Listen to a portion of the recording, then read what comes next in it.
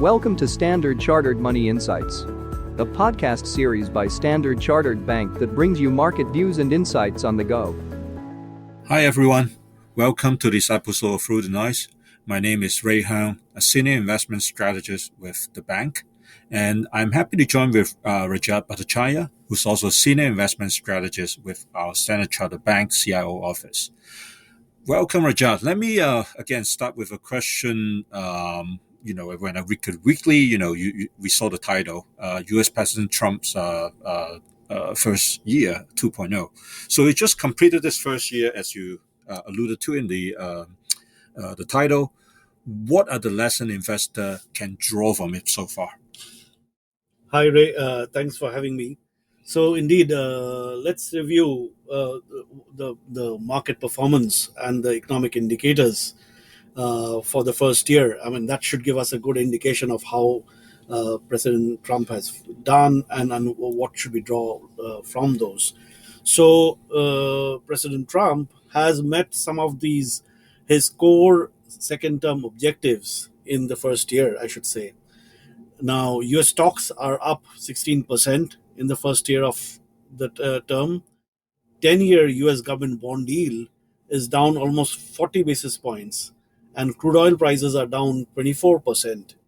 Now, apart from the market indicators, the trade deficit is down to a 16-year low, helped by the president's signature tariffs, which have curbed imports. Now, that trend should continue as the president primes the economy in an election year, sustaining the rally in stocks. However, I must add that this is likely to come at the expense of a weaker dollar, potentially benefiting non-US assets more than US assets. The brief transatlantic spat over Greenland this week underscores the widening geopolitical fissures even among historical allies. At the same time, it reminded investors not to overreact but to build portfolio hedges. So, given all of that, we expect such fissures to drive further demand for havens such as gold and alternative assets. And as a result, we remain overweight on gold and have just raised our 3-month and 12-month gold targets to 4,850 and 5,350 respectively. Thanks, Rajat. So again, this current backdrop, what should we expect Trump in the second year? So in the second year, which is going to be signposted by the midterm elections in November, the president is likely to double down on achieving other crucial but unfulfilled objectives, namely reviving a stalling job market and further lowering inflation and bond yields. Now, the core objective of reviving jobs and improving consumer affordability in an election year explains everything that Trump is doing. So, Trump's growing pressure on the Fed and credit card companies to cut interest rates and federal agencies to lower mortgage rates to kickstart the housing market. A new Fed chair, likely to be announced in the coming weeks, it should add a dovish bias to the Fed board, I should say. While the Fed is likely to hold rates next week, we expect it to cut another 75 basis points to 3% by the end of the year to revive the flagging job market. It's good that, Rajat, you just touch on the Fed. Basically a lot of discussion about the Fed potentially losing its independence. Obviously, a very big concern on the top of mind for many investors. So, how do we look at this situation? Yeah, the good news is it's looking harder, I should say, for the president to control a majority on the 7-member Fed board. At this week's first Supreme Court hearing, even conservative judges appeared wary of allowing Trump to dismiss Fed Governor Lisa Cook, as such a step would politicize the Fed and undermine its independence. That's what the Fed judges said, actually. Now, Cook's dismissal would have offered a path for the administration to appoint a majority in the 7-member Fed board. Now, given what we heard from the Supreme Court judges this week, this is good news for bond markets, as a balanced Fed board should keep the so-called bond vigilantes at bay, capping long-term bond deals. I see. Another big thing, I guess, over the geopolitical landscape within this week is the talks about Greenland. In all the conversation that we have, what should we make of this right now? Yeah, the Greenland saga should be seen in the context of the broader geopolitical moves. We saw the uh, what happened in Venezuela at the start of the year, and then now Greenland.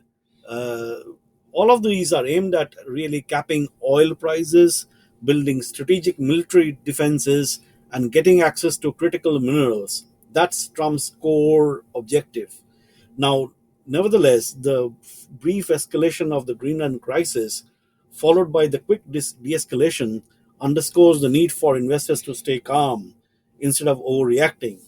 We saw how stocks and bonds and currencies the became turned volatile suddenly for just one day this week. Now the U.S. has a de facto military influence or control over Greenland since the 1940s. And this is what investors miss in all of this. And as a result, it's unlikely to take extreme steps to destabilize NATO. Now, given that, prudence, of course, dictates that we should have hedges in our portfolios, and as a result, we remain, overweight in gold and alternative assets. I see. Now, gold is again being mentioned just now by you, and I understand that we are revising up the targets. Can you dig a little bit deeper in terms of the gold thesis for us, and the rationale behind upgrading the gold forecast? Sure. Now, gold has continued to rally amid the heightened geopolitical tensions, questions about Fed independence, and global fiscal uncertainty are also drivers of this gold rally. Now, momentum indicators remain supportive, and our proprietary positioning indicators for investor positioning is not pointing to any imminent correction, but other short-term positioning indicators are stretched and suggesting upside momentum may slow in the near term. Now, fundamentally, and this is the case that we've been making, the structural case for gold remains intact. With the central bank buying, most of the emerging central banks are continuing to add to their gold holdings, and rising ETF inflows continuing to be a key driver of its demand. Ongoing geopolitical and fiscal uncertainty also underpin this interest in gold. We continue to value gold, and there is we continue to see value in gold, I should say, as a portfolio diversifier. Therefore, we remain constructive on gold, retaining our overweight in the asset, and we also, as I mentioned earlier, raising our 3 month and 12-month targets to 4,850 and 5,350 respectively. Now, I must add that gold miner equities are typically more volatile than gold price itself, and if, compared to the time when we initiated a opportunistic idea earlier, the risk reward in gold mining equities is now looking less compelling versus gold. So we have taken a profit on the gold mining ideas, but as I said, we retain our bullish stance on gold.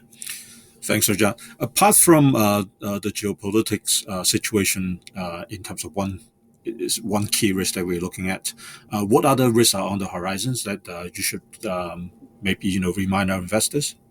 Yeah, the big one there is the rise in Japanese bond yields, and that it could be a potential threat to the global rally in risk assets, at least temporarily, uh, given that Japan is a key source of global liquidity.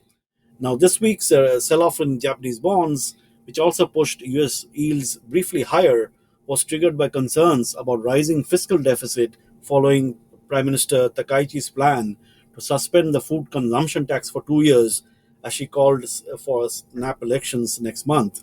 Now, Finance Minister Katayama calmed markets by insisting Japan's fiscal policy remains responsible, There is also the element of Japan's primary deficit is still, they don't have a primary deficit currently. They have a primary budget surplus. Now that helps. Now we expect the BOJ to intervene to stem a further surge in bond yields, if that is the yield surge rise further. As such, there's an opportunity here to add to high quality Japanese financial sector dollar bonds. But what I must add that we prefer the 5 to 7 year maturity bucket because that balances off the risks on the longer term. Yes, indeed. That has always been one of our prime objective when we're looking at the US dollar bond market at this point in the juncture. Anything else that we should be watching closely aside from the things that we mentioned just now? Yes, the big one is the U.S. corporate earnings. Now, the corporate earnings historically in the entire rally has provided a strong fundamental support. Now, the next 3 weeks are the busiest periods of the U.S. earnings season. So far, over 80% of the reporting companies have beaten consensus earnings estimates, delivering an average 8% earnings surprise. The technology sector, which is driving all of this, has delivered a 22% earnings surprise. Now, investor positioning in US equities remain intact, offering technical support to stocks, but we should watch the guidance from companies on this year's outlook for revenue and margins very closely. Thank you, Rajat. And unfortunately, that's all the time we have for this episode. Thank you all for listening into it. I have to say, please tune in to our next episode of Through the Noise. Bye for now. Thank you. Thank you for listening to Standard Chartered Money Insights, a podcast series by Standard Chartered Bank. For more details, visit Market Views on the Go on our website or click the link in the description.